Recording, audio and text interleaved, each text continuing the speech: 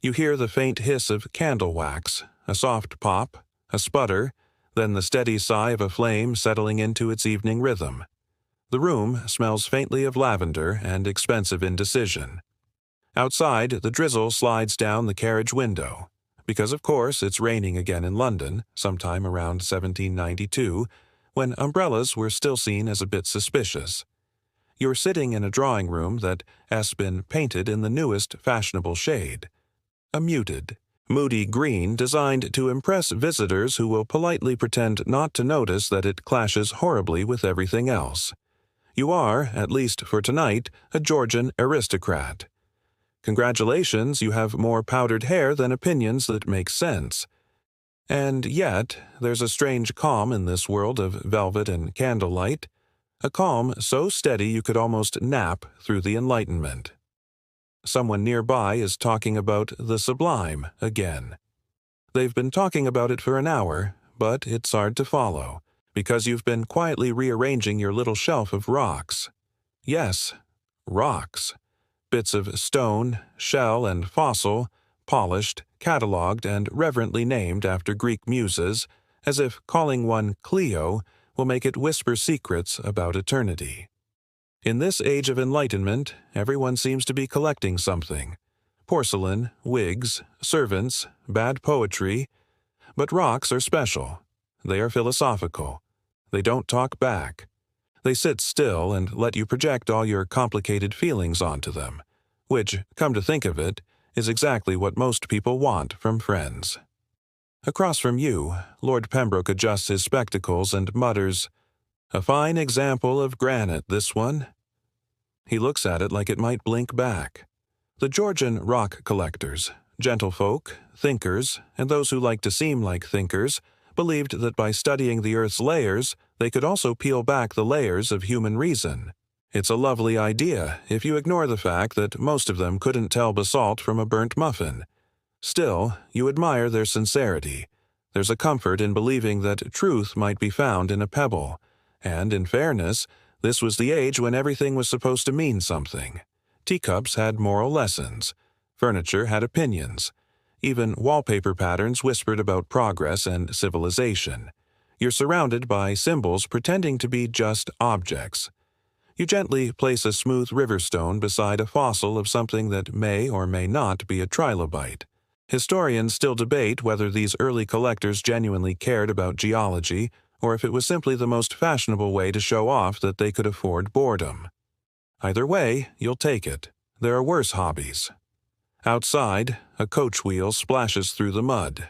Inside, the air hums with the slow, honey-thick rhythm of an age that believed leisure was a form of genius.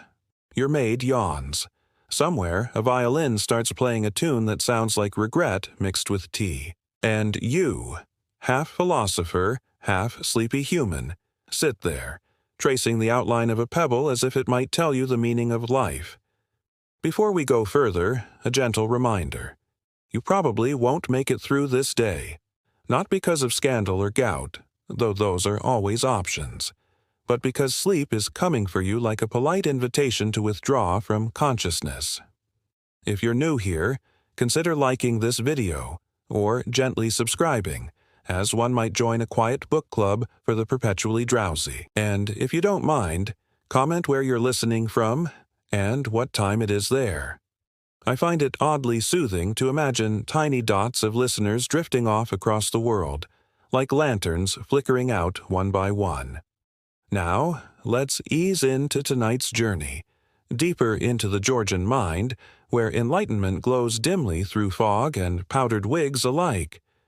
You pick up another rock, a particularly handsome chunk of quartz, and let it catch the candlelight. Someone murmurs about natural philosophy. Someone else nods gravely, as if quartz and virtue were somehow connected. And maybe, in their world, they were. You lean back, exhale, and let the room dissolve into the soft geometry of candlelight and half-forgotten thought. Section 2. Morning comes reluctantly, as if it had better things to do. The air smells faintly of damp parchment and optimism. You open your eyes to find the fire has long gone out, the hearth a pile of gray size.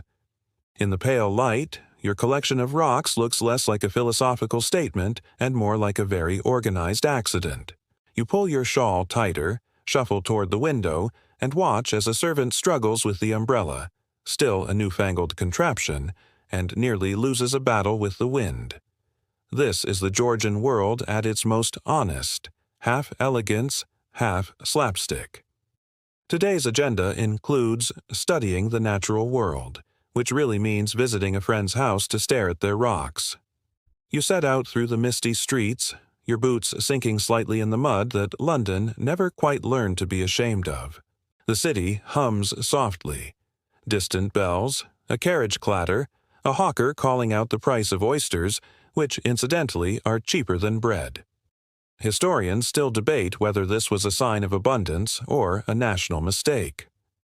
Your destination is Lady Winfield's salon, famous for two things: her astonishingly bad punch and her even worse Latin. She has recently acquired a rare stone from Italy that she insists emits philosophical vibrations. You suspect it's a bit of marble from someone's kitchen, but who are you to argue with enthusiasm?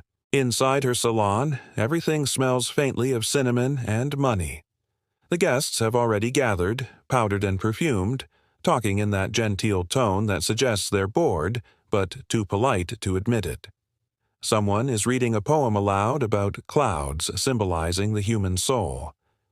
Someone else has fallen asleep mid-sonnet, which feels like the only honest reaction in the room. You wander to the display table, where the famous Italian stone sits under glass. It is, indeed, marble, but everyone leans in as though it might whisper cosmic secrets. A gentleman with sideburns that could host small birds mutters, "You can feel the age of the earth through it." You nod solemnly, trying not to giggle. These salons were the social media of their day, places where ideas, gossip, and light scandal were exchanged with delicate precision. If you wanted to be taken seriously, you needed a collection, a theory, and ideally a quill pen you never actually used. The Georgians were masters of looking intelligent while doing something mildly ridiculous. The conversation turns to Neptunism, the idea that all rocks once formed under the sea. It's the hot theory of the moment. Everyone nods as if they were personally there to witness the world emerging from water. Later, another crowd will swear that fire, not water, birthed the Earth's stones. It's an early scientific feud, but one fought with tea instead of lawsuits. Somewhere between sips, you catch yourself drifting, watching the way dust swirls in the sunlight, listening to the faint ticking of the clock. You think about how these people, with all their lace and rhetoric, are really just trying to understand where they come from. The rocks don't care, of course. They've been patient for millions of years. You envy them for that. Lady Winfield claps her hands. "Let us adjourn to the garden," she declares, "to contemplate nature itself." This sounds noble until you remember her garden is mostly decorative gravel. Outside, the air is fresh, and the light glows gold on wet leaves. Someone quotes Aristotle. Someone else misquotes him. A lady laughs too loudly at a joke about fossils. The ground squelches pleasantly underfoot, and as you stand there, holding your breath against the perfume of too many lilies, you feel a peculiar peace. Maybe it's the fresh air. Maybe it's the absurdity. Maybe it's the faint realization that all this, collecting, theorizing, philosophizing, is just another human attempt to feel less temporary. You glance down and see a small, dull pebble by your boot. You pick it up. It's nothing remarkable, just a gray oval, smooth as a thought you'll forget later, but you tuck it into your pocket anyway. You never know which ordinary stone might turn out to mean something, centuries later, to someone trying to fall asleep to your story. The wind rustles through the hedges. The conversation hums like bees. You exhale, the world blurs at the edges, and everything slows to a gentle, rhythmic hush, like the heartbeat of a world still figuring itself out. You wake to the sound of a distant carriage, the kind of rhythmic clatter that makes you wonder if time itself has hooves. The rain has stopped, though the streets still gleam as if someone polished London for a parade it doesn't quite deserve. You dress slowly, lace cuffs, wool waistcoat, mild resentment, and decide today you'll visit the British Museum. It's new, fashionable, and full of things nobody really understands yet. The air smells faintly of coal smoke and overconfidence as you step outside. The museum looms like a cathedral for those who worship curiosity but prefer not to get their hands dirty. Inside, the marble floors echo softly under your boots. It's quiet, except for the occasional cough, always genteel, never fully committed, and the low murmur of people pretending they aren't lost. You wander through halls lined with artifacts, bones, and fragments of civilizations that probably never asked to be part of an exhibit. There are stones labeled with names that sound vaguely magical: granite, serpentine, flint. You pause before a case of fossils, delicate spirals and shells turned to stone. The plaque reads something about proof of God's geometry. You think it's a nice phrase, even if it doesn't mean much before breakfast. A young scholar in an ill-fitting coat approaches. He has that eager gleam of someone who hasn't yet learned how exhausting knowledge can be. "Remarkable, isn't it?" he says, pointing at a fossilized fish. "Proof that the world is older than we thought." He lowers his voice conspiratorially, though not everyone agrees. Some still insist these are just tricks of nature, decorative stones, if you will. Historians still debate whether these early fossil displays changed minds or merely entertained them. But it's easy to imagine the quiet shock of realizing the Earth had its own stories, millions of years long, told in layers of stone. It made the Georgian fascination with collecting feel almost reverent, like trying to eavesdrop on eternity. You stroll further in and find a small crowd gathered around a peculiar case. Inside it sits a petrified loaf of bread, allegedly ancient, allegedly edible, if one ignores the centuries. The curator explains with admirable seriousness that it was found near Herculaneum and is now harder than any theological certainty. People murmur appreciatively as though this fossilized snack has revealed the secret of the cosmos. The Georgians loved this sort of thing, everyday items frozen by time. A shoe turned to stone, a piece of coral mistaken for bone, a coin lodged inside a rock. They treated these curiosities like gossip from the planet itself. The Earth, apparently, was a bit of a storyteller, too. You pause before a large mineral display labeled "The Cabinet of Natural Philosophy." You imagine how satisfying it must have been to organize chaos. Shelves of crystals, fossils, and mysterious lumps, each with handwritten tags, possibly volcanic, probably ancient. Uncertain, but lovely. You smile. Humanity has never really changed. We just keep giving our confusion better handwriting. You think about your own little collection back home. Humble, maybe, but just as sincere. A few stones from country walks, a fossil bought from a traveling merchant, a pebble picked up in a moment you don't remember but must have mattered then.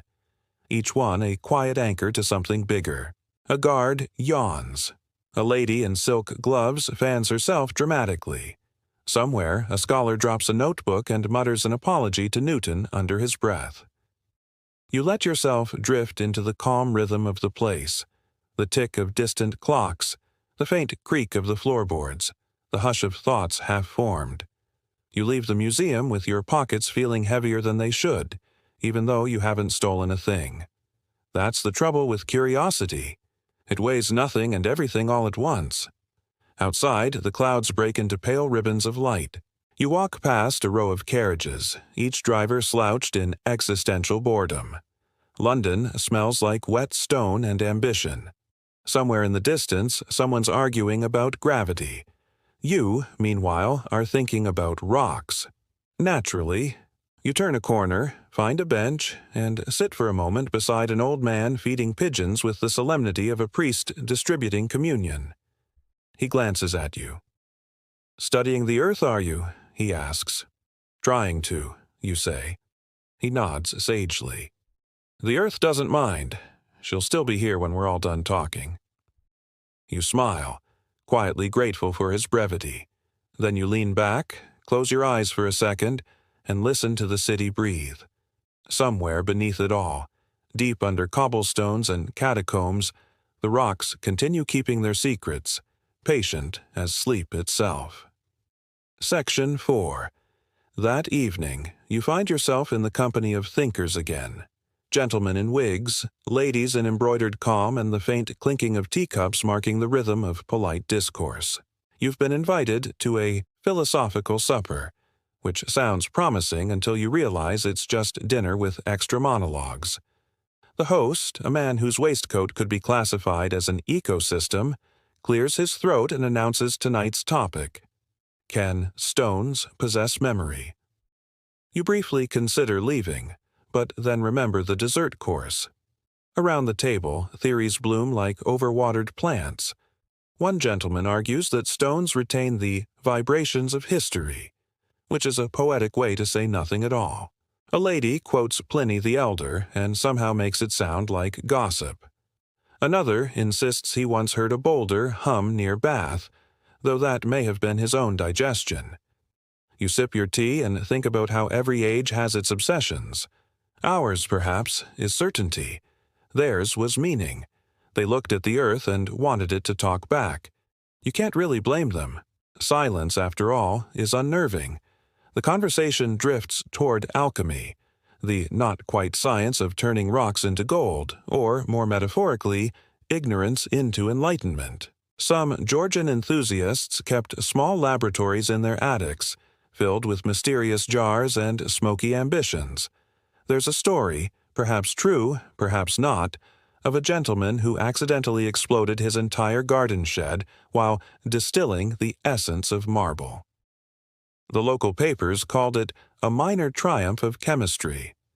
Historians still debate whether alchemy was ever truly believed in during this period, or whether it was just a fashionable metaphor for self-improvement.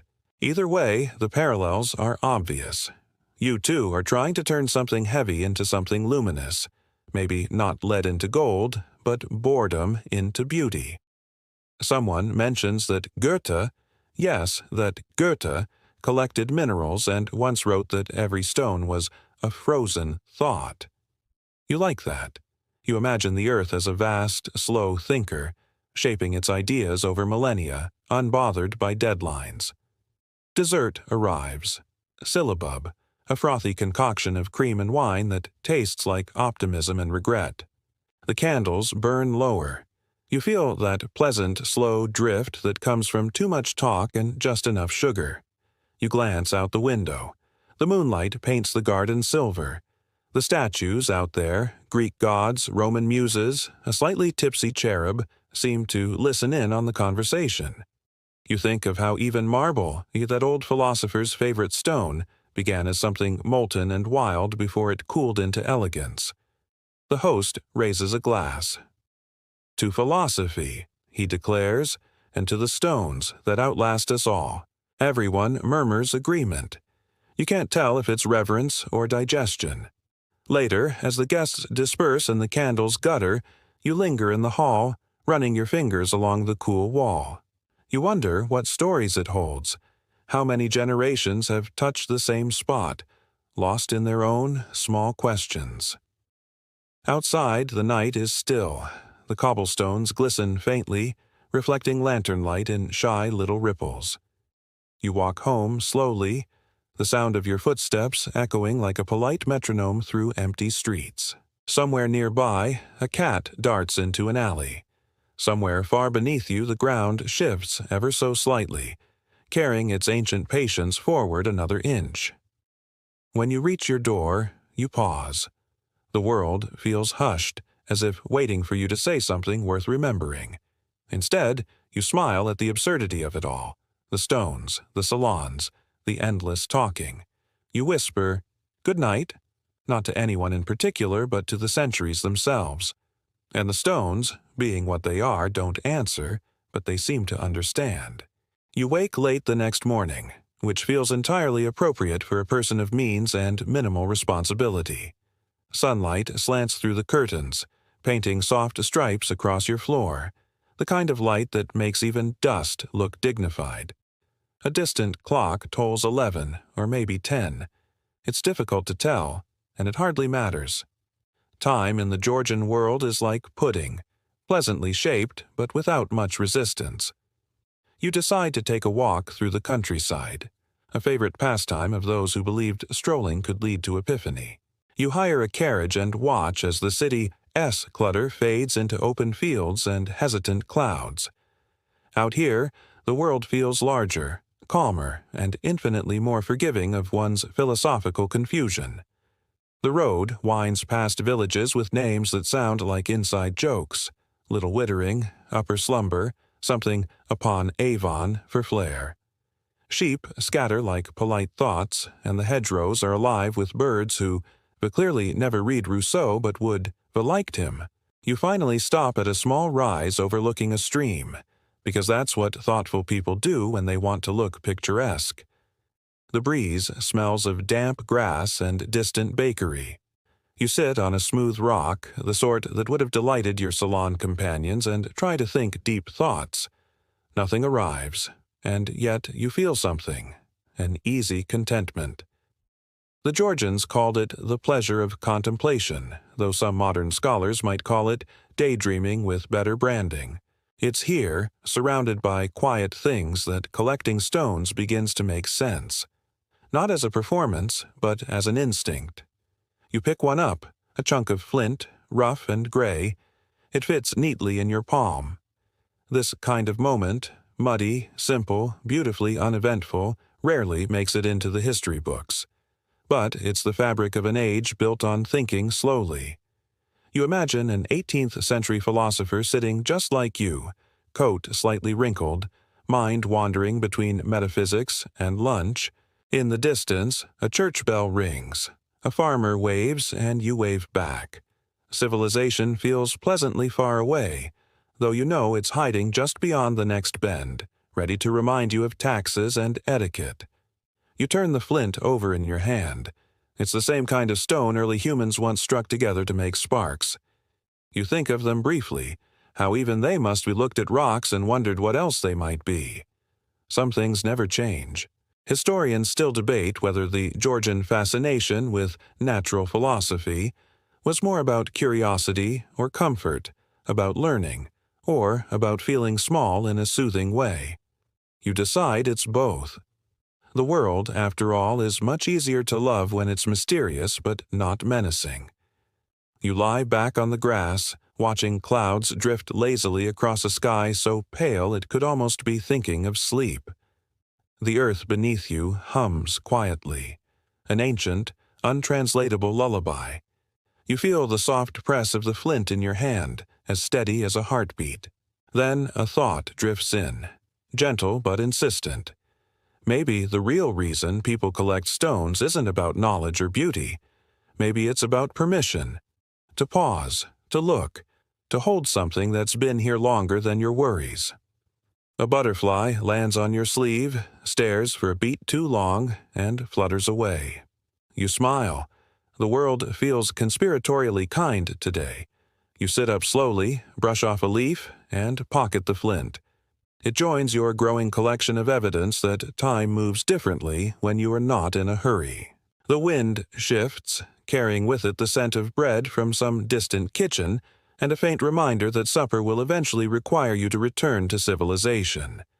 But for now, you stay a little longer. Because in this quiet field, surrounded by indifferent cows and ancient stones, you feel something rare. An understanding that philosophy doesn't always require words. Sometimes it is enough just to be still and listen to the sound of everything continuing without you.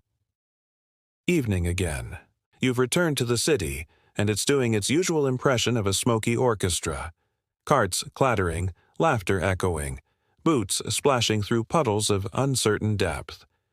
You pass by lamplighters moving from post to post, coaxing each flame to life like a small ceremony. Back home, you light your own candles and unpack your finds from the day. a few pebbles, that sturdy flint, a peculiar stone shaped vaguely like a heart. You set them gently on your desk beside the others. Your collection is beginning to look rather impressive if one squints with affection. You sit, ink your quill, and begin to catalog the day's treasures in your journal. The Georgians loved journals. Half observation, half self-therapy. Yours is no different. You write, specimen, Chiricru 12. Flint from the fields near Wittering.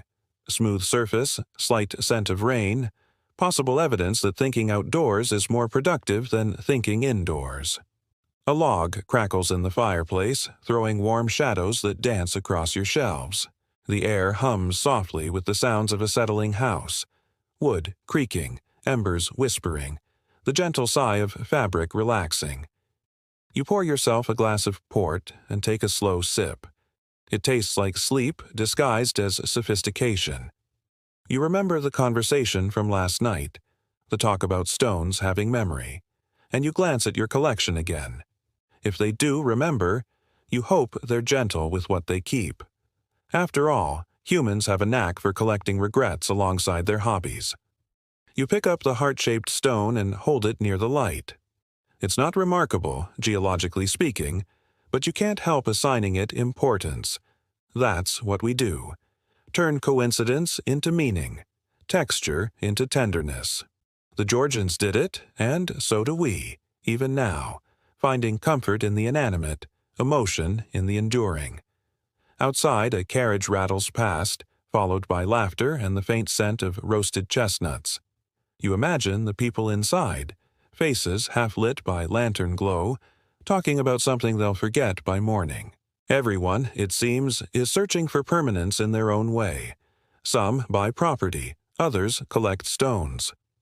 On your desk lies a small book by Erasmus Darwin, poet, doctor, and grandfather to a future revolution of thought. He once wrote about how nature thinks in circles, how everything that lives eventually becomes part of something else. You like the idea. It makes your little pile of rocks seem less like a collection and more like a conversation with eternity. Historians still debate whether Erasmus Darwin's poetic science was taken seriously in his time, or if people simply admired his metaphors over his methods. Either way, he had style, and that counts for something. You set the book aside and lean back, listening to the fire's rhythm. You think about how, centuries from now, someone might unearth your journal, your stones, your handwriting. They might wonder about the person who collected them. They might even laugh, as you do now, at the thought of calling this philosophy. But in truth, it is. To pause, to observe, to appreciate the stillness of matter, that's a kind of thinking the world has mostly forgotten how to do. You close your eyes for a moment and feel the day dissolving into quietness. The room, the rocks, even your breath, all part of the same slow music. You can almost hear the centuries breathing along. A soft knock at the door startles you. Your maid appears, holding a letter sealed with blue wax. "From Lady Winfield, sir," she says. You thank her, open it, and read. "Dearest friend, a new lecture on the philosophy of minerals is to be held tomorrow at Drury Lane. I hear there will be demonstrations involving sound and stone. You simply must attend." You smile, imagining rocks humming under candlelight. It sounds absurd, and therefore entirely worth your time. You set the letter aside, finish your port, and whisper to the quiet room.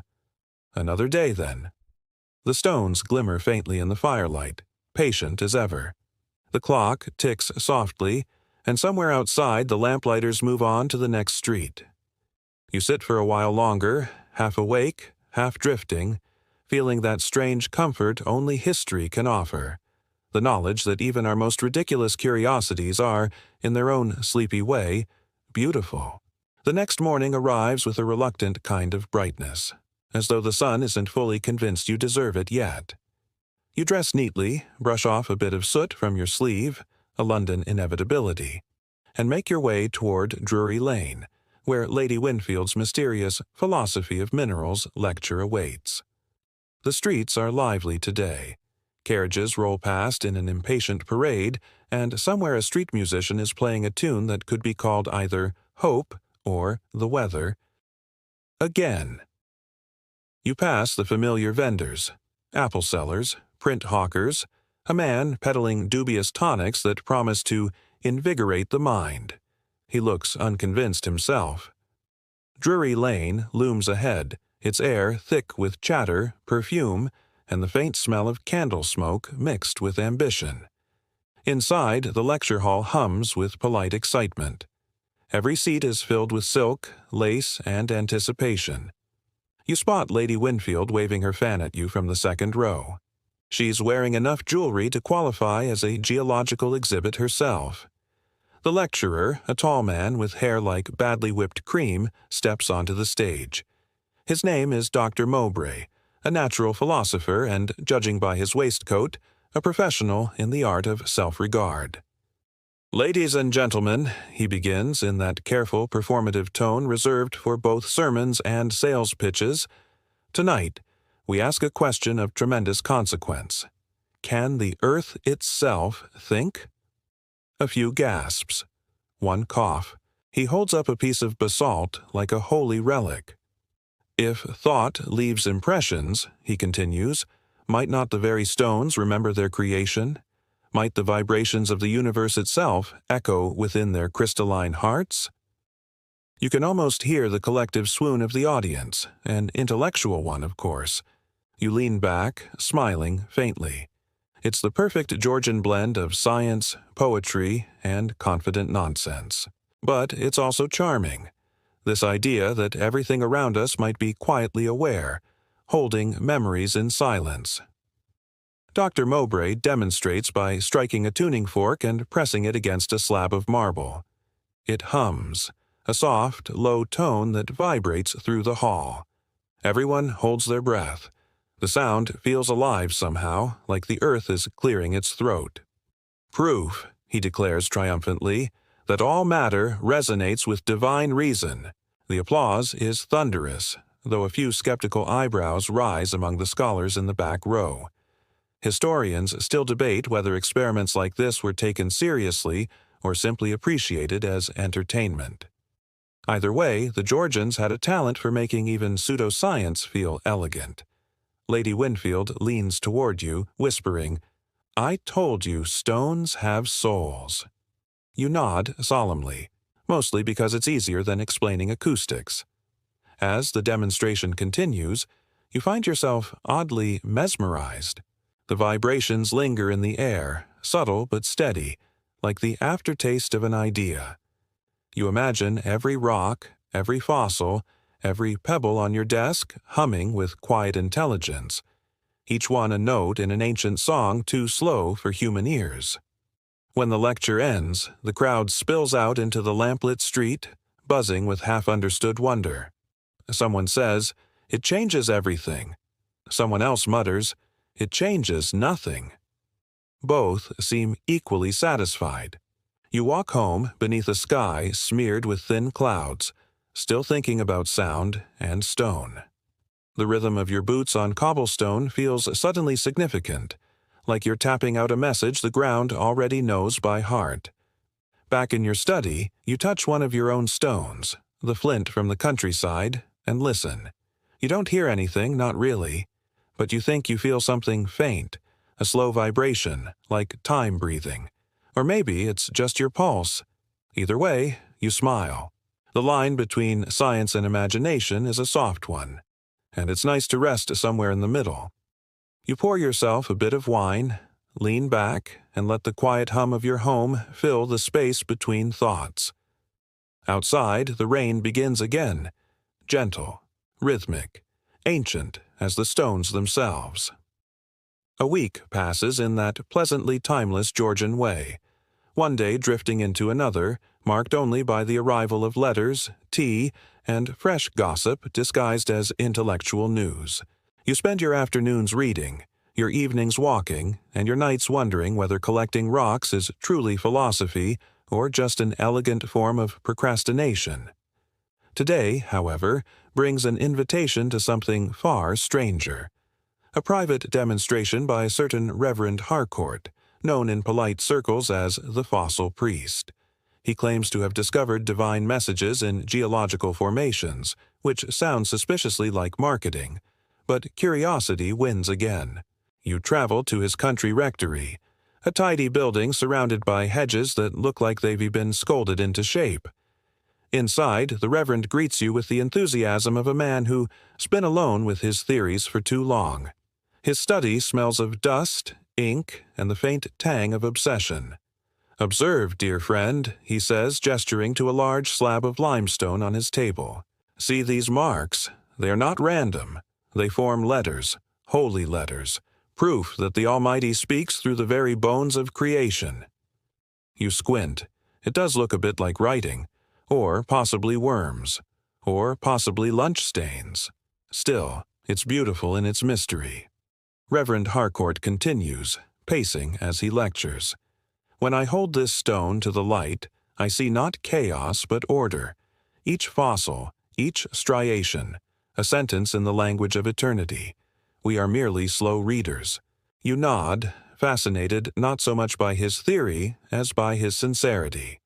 This is the charm of the Georgian mind, a willingness to see meaning everywhere, even in dirt. It's a comforting kind of madness, the sort that turns the incomprehensible into something almost tender. He shows you a cabinet filled with labeled specimens: coral, divine spiral, ammonite, psalmic form, pebble, possibly celestial.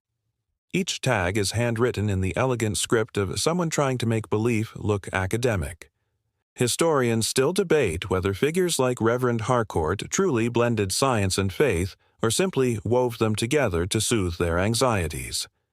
You suspect it doesn't really matter. What he's doing, what they were all doing, is trying to listen to the world in its own slow voice. He invites you to hold a fossil, a perfect spiral, smooth and cool to the touch. "Feel it," he says, "the patience of creation itself." You do, and to your surprise, it does feel patient.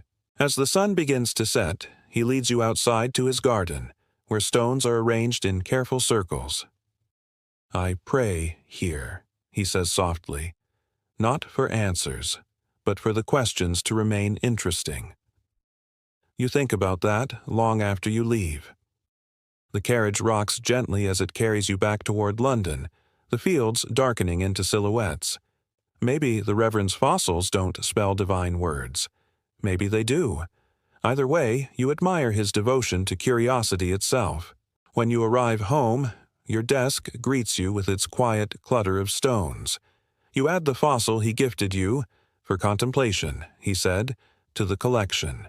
The spiral gleams faintly in the candlelight, a perfect echo of time looping in on itself. You sit, listening to the night, and realize that in your own quiet way, you've become exactly what the Georgians loved most: a collector not just of objects, but of meanings. Somewhere outside, a clock chimes midnight. The fire sighs, the city murmurs, and your stones, ancient, indifferent, endlessly patient, keep their silent watch. And you, half awake, half dreaming, drift with them into the long hum of history. Morning again, though it hardly feels like a new one. London has that peculiar way of repeating itself. The same horse carts, the same drizzle, the same newsboys shouting about the same scandals, or possibly just louder versions of yesterday's. Still, there's comfort in that sameness, like the reassuring tick of a clock that no one ever bothers to wind. You spend the early hours reorganizing your collection, an exercise in futility disguised as scholarship. Each stone on your desk seems to possess its own stubborn gravity, pulling your attention toward imagined histories. You label a few specimens with noble titles: flint, possibly ancient; limestone, perhaps important; shard of something that once meant something. It's all wonderfully meaningless, and that's what makes it perfect. Around midday, a letter arrives. The seal bears the mark of the Royal Society. Your curiosity perks up like a cat hearing the word supper. Inside is an invitation, delicately worded in the formal style of the era. You are cordially requested to attend a small gathering on the subject of time and perception, to be held this Thursday evening at Crane's Coffee House, Fleet Street. Signed, somewhat mysteriously, Mr. E. Faraday. You smile. The Georgian age loves its small gatherings, which inevitably involve an excess of coffee, speculation, and people who talk as though the air is being charged by their own brilliance. Thursday arrives before you're ready for it. The coffee house is alive with that strange blend of intellect and chaos.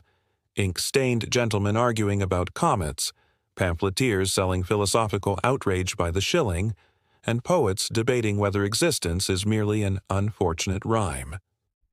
At a corner table, you find Mr. Faraday, or rather Edward Faraday, a name that seems to hum with electricity even before science gives it a reason.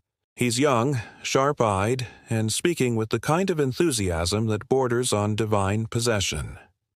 "I believe," he says without preamble, "that light and time are one and the same, woven threads of perception. Perhaps the past is not gone at all, merely dimmed." He gestures toward a lantern on the table. When you dim a light, you don't destroy it. You simply hide it beneath shadow. So too with memory and history. Perhaps all events still shine, if one only learns to see through the dark. Someone nearby murmurs, "Nonsense." Another says, "Brilliant."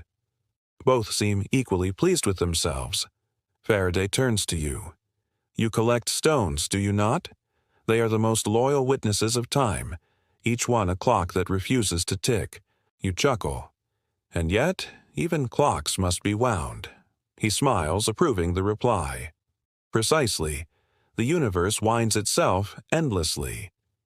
The conversation flows into twilight, a tangle of half-truths and almost science, the kind of talk that makes your mind hum softly even when you can use to follow every thread.